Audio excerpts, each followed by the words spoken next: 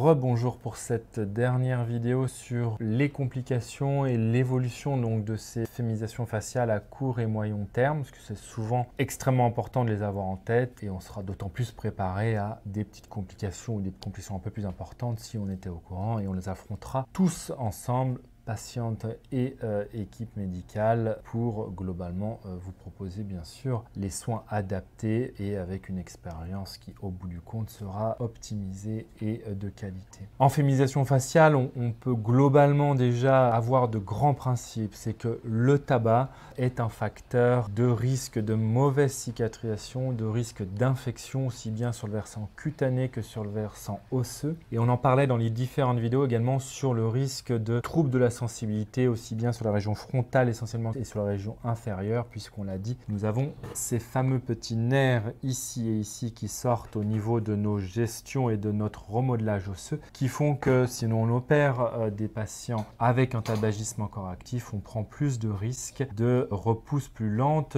et de resensibilisation plus lente. Pour ce qui est des complications infectieuses, globalement, comme toute chirurgie, elles existent. Au niveau de la face, on a la chance que globalement, c'est des choses qui vont se passer assez facilement avec des traitements adaptés, antibiotiques la plupart du temps par la bouche ou pas, et qui nécessitent que rarement des retours au bloc opératoire. La deuxième complication classique de toute chirurgie et spécifique au niveau du visage, c'est le risque d'hématome. C'est également des chirurgies plutôt à faible risque d'hématome, mais ça existe. Et là, on sera volontiers un peu plus actif dans la prise en charge et souvent nécessité de retour au bloc opératoire pour aller évacuer un hématome, coaguler un petit vaisseau qui a pu se remettre à saigner, tout nettoyer, tout refermer, et globalement ça ne changera très peu au résultat final, voire pas du tout si c'était pris en charge à temps et de manière optimale. Les deux grands risques, on l'a dit, donc qui vont potentiellement nécessiter un retour au bloc opératoire, le risque infectieux et le risque d'hématome.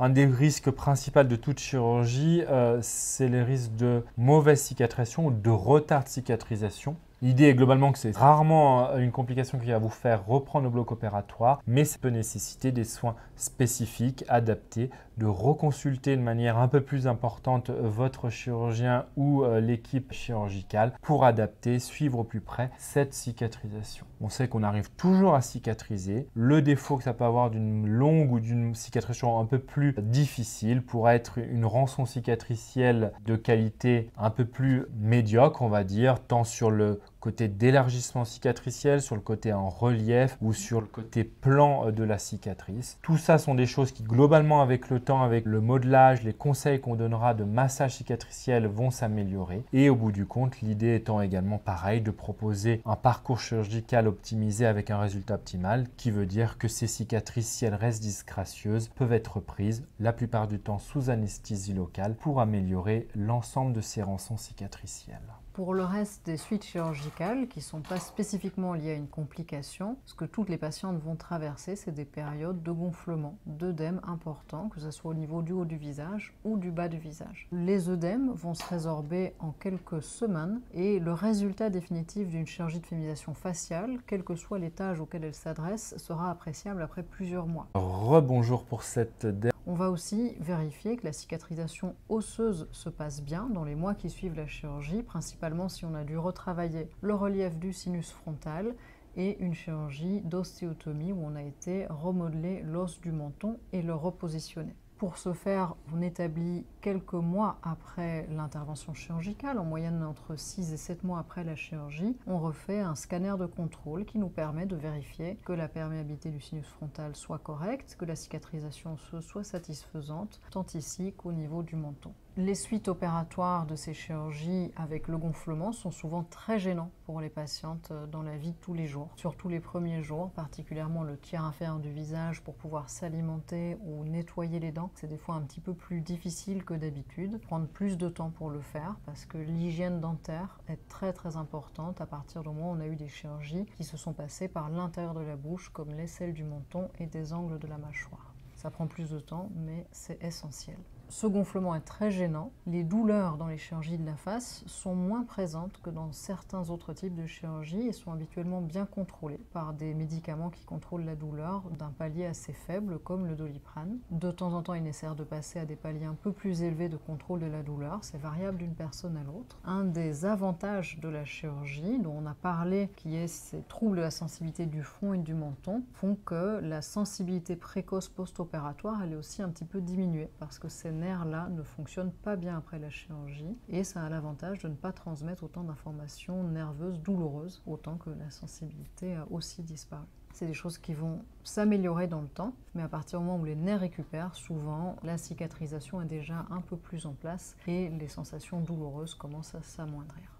En ce qui concerne l'hormonothérapie, habituellement, elle n'est pas arrêtée pendant la chirurgie de féminisation faciale. Il n'y a pas lieu de faire de pause d'hormonothérapie. Et donc, elle est poursuivie comme à son habitude. Et pour les lasers, on a quelques recommandations. Les patientes nous demandent régulièrement, quand il y a des process d'épilation laser en route, à quel moment elles peuvent reprendre l'épilation laser. Il n'y a pas de schéma très sûr, mais globalement, il faut retenir qu'on évitera une séance d'épilation laser dans les 3 à 4 semaines après la chirurgie, après avoir travaillé sur cette peau qui reste fragile. Il en est de même, il est de bons conseils en fonction aussi de chaque patiente, comment elle va réagir aux séances d'épilation et selon le type de technologie utilisée pour cette épilation, de ne pas faire de séance, pareil, dans les 3 à 4 semaines pour laisser une peau la moins inflammatoire possible lorsqu'on va l'opérer. Tout ça est à discuter avec son chirurgien et en fonction également du process d'épilation qui vous est proposé par le praticien qui réalise cette épilation. On espère avoir répondu à certaines de vos interrogations concernant la chirurgie de féminisation faciale. Les résultats à long terme des chirurgies de féminisation faciale sont souvent assez satisfaisants. Toutefois, il ne faut pas oublier que tout le monde et chaque visage vieillit avec le temps. Ça nous arrive à toutes et à tous. Et que malgré une excellente chirurgie de féminisation faciale, le résultat peut être variable dans le temps. 10 ans après une chirurgie, évidemment, on aura pris 10 ans. Et on peut nécessiter, comme n'importe qui, des fois des retouches de chirurgie plastique qui sont plutôt vraiment anti-âge, anti-vieillissement, rajeunissement facial plutôt que féminisation pure. Malheureusement, la chirurgie de féminisation faciale ne nous met pas à l'abri de l'âge. Merci de votre écoute. Bonne continuation à toutes et à tous.